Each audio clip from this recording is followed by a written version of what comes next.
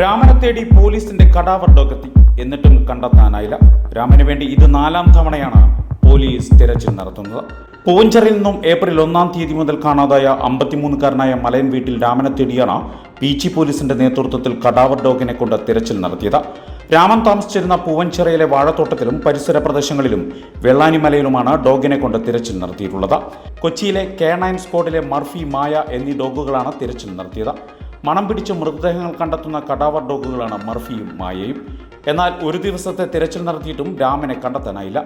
2 ആഴ്ച മുൻപ് പീച്ചി പോലീസിന്റെ നേതൃത്വത്തിൽ വനംവകുപ്പ് ഉദ്യോഗസ്ഥരെയും വാച്ചർമാരെയും പ്രദേശത്തെ നാട്ടുകാരെയും ഉൾപ്പെടുത്തിക്കൊണ്ട് സംയുക്ത സംഘമായി കാട് കയറി തിരച്ചിൽ നടത്തിയിരുന്നു.